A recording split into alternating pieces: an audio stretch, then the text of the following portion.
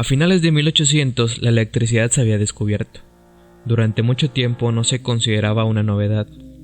La ciencia de cómo almacenar, mejorar o transmitir corriente eléctrica apenas comenzaba a evolucionar, y el científico excéntrico Nikola Tesla estaba a la vanguardia de esta investigación. Tesla dio a conocer uno de sus inventos más importantes, la bobina de Tesla, un transformador de alta frecuencia capaz de crear un voltaje muy alto a baja corriente. Él construyó diversas variaciones de su invención. El más popular de sus diseños está compuesto por un transformador, un condensador, un espacio de chispa, una bobina principal, una bobina menor y una esfera de descarga. Los circuitos que utilizan la bobina de Tesla formaron parte de la primera generación de transmisores para transportar telegrafía inalámbrica. Tesla utilizó su creación para investigar áreas tan diversas como la iluminación, los rayos X y la transmisión de energía eléctrica. Las bobinas de Tesla personalizadas ahora se usan con frecuencia para encender potentes farolas de mercurio y sodio. Durante el año de 1900, aquel elegante y espigado hombre de origen serbio buscó conseguir los recursos con reuniones y comidas en grupos selectos locales de Manhattan para realizar su sueño de crear un sistema de telecomunicaciones inalámbrico con una tecnología totalmente nueva. Fue así como sedujo al financiero J.P. Morgan, quien decidió en marzo de 1901 invertir $150,000, que son equivalentes a más de 4 millones en la actualidad, para la construcción de la torre de Wardenclyffe. Tesla construyó una de sus bobinas a gran escala, una torre de 30 metros cuyo objetivo era transportar la energía eléctrica a todo el mundo a través de la atmósfera. Lamentablemente, la torre de Wardenclyffe, que así se llamó, aunque funcionó a distancias relativamente cortas, era muy ineficaz a largas distancias. Fue destruida durante la Primera Guerra Mundial. Aunque ahora han sido reemplazados en gran medida por circuitos más modernos, las bobinas de Tesla aparecen con frecuencia en la cultura popular, más comúnmente en forma de pistolas de alta tecnología en videojuegos, lanzando rayos a los adversarios, o en la pantalla grande. Se usó una bobina de Tesla para producir efectos de iluminación para la película de 1979, Star Trek: The Motion Picture. Aunque las descargas de alta frecuencia pueden no producir dolor, las descargas de una bobina de Tesla son de alta tensión y pueden producir daños irreversibles e incluso la muerte. Es por eso que los que manejan bobinas de Tesla se sirven de jaulas de Faraday o de cotas de malla para aislarse. Actualmente hay videos de YouTube con diversos experimentos con la bobina de Tesla, unos canales incluso creando música.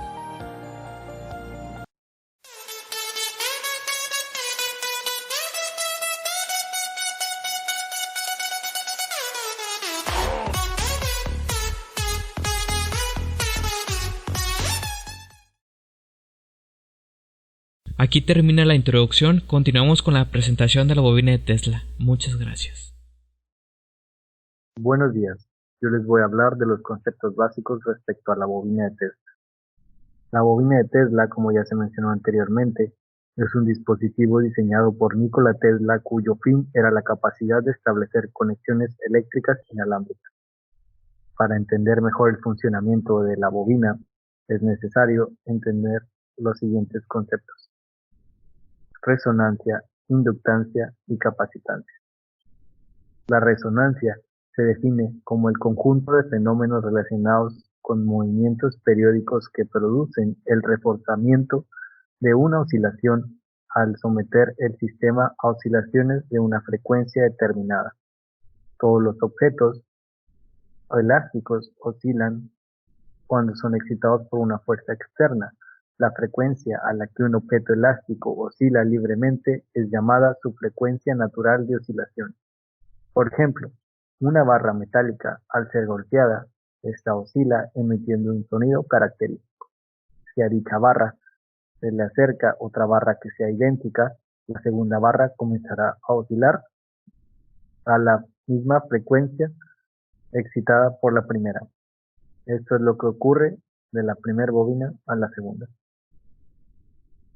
La inductancia se define como la medida de la oposición a un cambio de corriente de un inductor o bobina que almacena energía en presencia de un campo magnético, y es la relación entre el flujo magnético y la intensidad de corriente eléctrica que circula por la bobina y el número de vueltas del devanado. La capacitancia se define como la propiedad que tienen los capacitores de almacenar cargas eléctricas. La unidad fundamental de la capacitancia es el farad. Un capacitor está compuesto de dos placas metálicas separadas por un dieléctrico. Su función es almacenar cargas eléctricas. El material aislante que separa las placas se llama dieléctrico y generalmente se usa aire, vidrio o mica. Para una bobina de diseño convencional se utiliza un transistor eléctrico, cual incrementa el voltaje de entrada mediante la bobina primaria a un voltaje de salida llamado secundario. El circuito eléctrico del tanque del inductor primario incluye un capacitor que resuena a una frecuencia fija dependiendo de los valores de capacitancia e inductancia. Además, se provee el voltaje a la bobina primaria a la misma frecuencia de resonancia. El voltaje de alta frecuencia se logra cargando un capacitor hasta que llega un voltaje que rompe a través del aire por un par de terminales.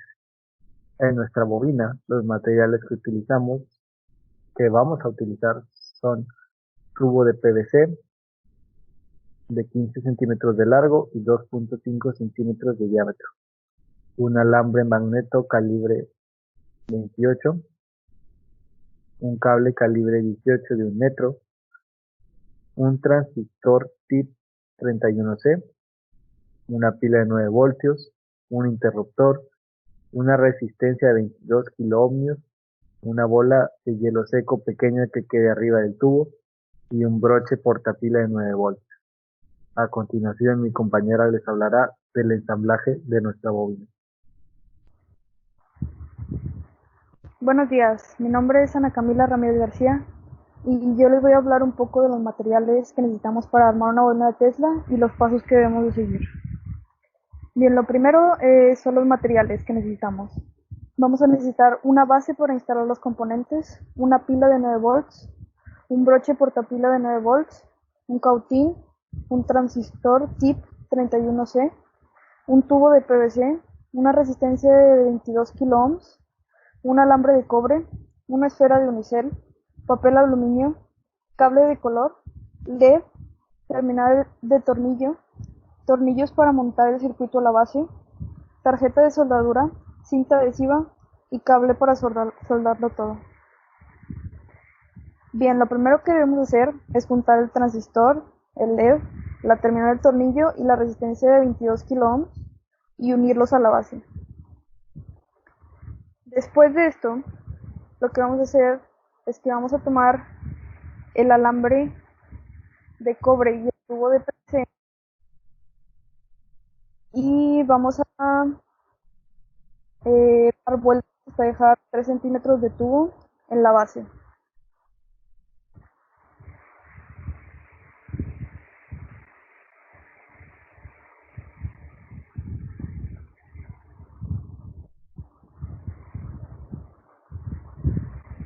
Es importante destacar que las vueltas del alambre de cobre no deben sobreponerse unas sobre otras, ni tampoco debe haber mucho espacio entre cada vuelta. Lo siguiente que vamos a hacer es soldar los componentes a la base del cautín. Se va a cortar los extremos de cada uno de los componentes para así soldarlos, teniendo mucho cuidado de no unir componentes con la soldadura. Después de que todo está soldado a la tarjeta, se procede a envolver la bola de unicel con el papel aluminio, enredando el alambre de cobre sobrante a la bola de aluminio, asegurándose de que hagan contacto y se pega el borde del tubo de PVC a la bola. Ahora se montará el tubo de PVC a la base y se pasará el sobrante de alambre de cobre por la terminal L2 de la tarjeta. Después aflojamos los tornillos de la terminal de tornillo para introducir lo que será nuestra bobina del primario, que consiste en darle 2 vueltas al tubo de PVC, asegurándose de que las 2 vueltas vayan en sentidos iguales. Cuando integremos toda la tarjeta, ahora podemos asegurarla en la base para evitar que se mueva. Se conecta la batería y se acerca el foco.